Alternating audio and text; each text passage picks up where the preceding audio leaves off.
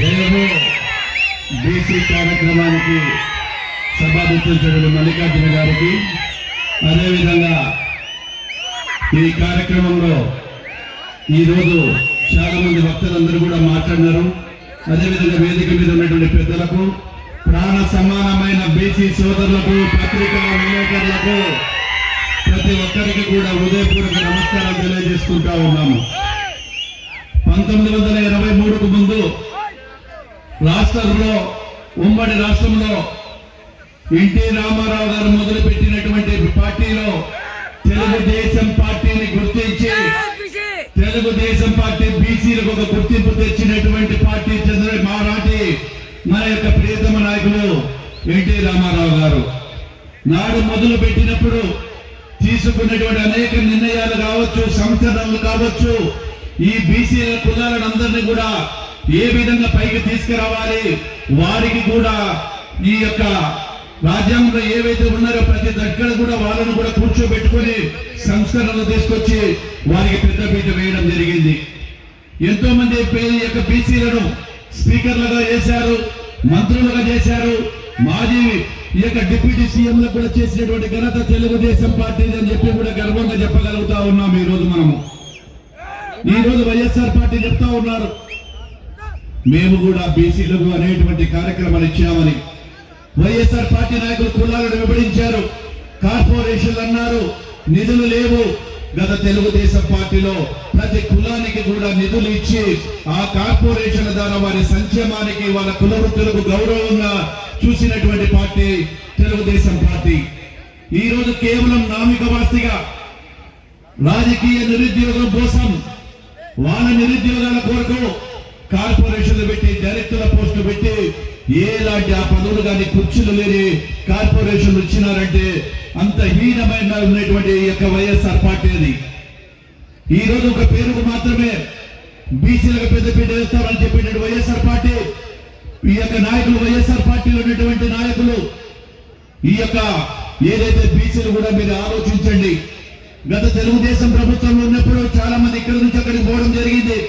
వాళ్ళందరూ కూడా ఇప్పుడు ఆలోచన చేస్తా ఉన్నారు, ఏదైతే మల్లమ్మది ఉందో మల్లమ్మ యొక్క పుట్టింటికి సమానమైనటువంటిది మళ్ళీ తెలుగుదేశం పార్టీలకి రావాలని చాలా మంది కూడా బీసీలు సంప్రదింపు చెప్తూ అనేకమంది నియోజకవర్గాలలో బీసీలందరూ కూడా ఇక్కడికి మళ్ళీ తెలుగుదేశం వైపు చూస్తా ఉన్నారు, వైఎస్ఆర్ పార్టీలో ఉన్నటువంటి బీసీలు.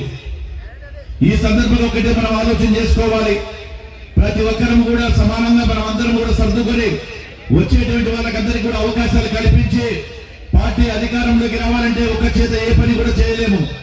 చెయ్యి కలుపుతేనే ఈ రోజు అందరం కూడా గెలవగలుగుతామని కూడా తెలియజేస్తా ఉన్నాము. నాడు ఏదైనా ఉంటే తెలుగుదేశం పార్టీలో ప్రతి ఒక్కరికి కూడా పనిముట్లు కానీ ఆ కులాలకు సంబంధించినటువంటి పనిముట్లు కూడా ఇవ్వడం జరిగింది.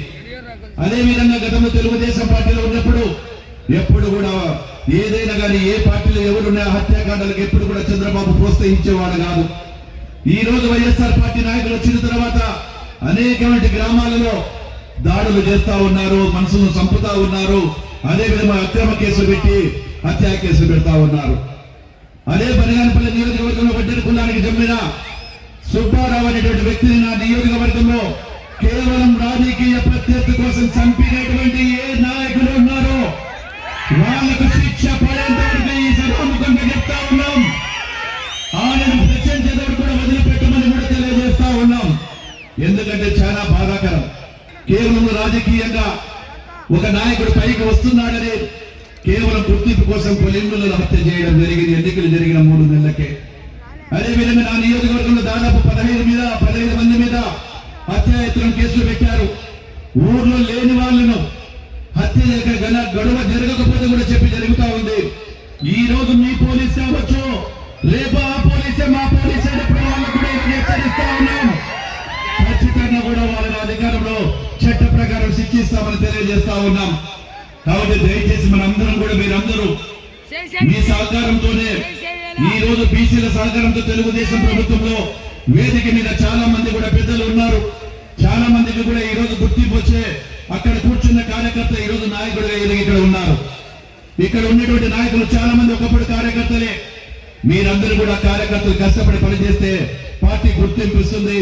ఆ గుర్తింపుల పదవులు వస్తాయి. పదవులతో పాటు మీరు కూడా మీ కులాలకు సేవ చేసే భాగ్యం కలుగుతుంది కాబట్టి కష్టపడే గుణం చేసి కష్టపడే వారి ప్రతి ఒక్కరికి కూడా పార్టీ గుర్తిస్తుంది కాబట్టి ప్రతి ఒక్కరు కూడా కష్టపడి పని చేసి వేదిక మీద ఉన్నటువంటి నాయకులందరికీ కూడా రిక్వెస్ట్ చేస్తా ఉన్నా, మీ ద్వారా పైకి వచ్చినా కానీ కూడా మీ కులాల ఓటు కూడా తెలుగుదేశం పార్టీకి రావాల్సిన అవసరం ఉంది. చాలా మంది బంధువులు ఒక చోట, మీరు ఒక చోట, మనం ఒక చోట ఉన్నాం. అవన్నీ కూడా ఓటు కన్వర్ట్ కావాలని చెప్పి రిక్వెస్ట్ చేస్తా ఉన్నా. వేదిక మీద ఉన్నటువంటి అన్ని కులాల సంఘాల నాయకులకు దయచేసి చర్య తీసుకోండి. ప్రతి ఒక్కరు మీ కులాల కోసం ఇళ్లకు, ఊర్లకు, బంధువులకు పోండి. అప్పుడు జరిగినప్పుడే మనకు అత్యధిక మెజార్టీ వస్తుందని చెప్పి తెలియజేస్తూ ఈ అవకాశం ఇచ్చినటువంటి ప్రతి ఒక్కరికి కూడా ధన్యవాదాలు తెలియజేస్తూ సెలవు తీసుకుంటాను. జై హో బీసీ.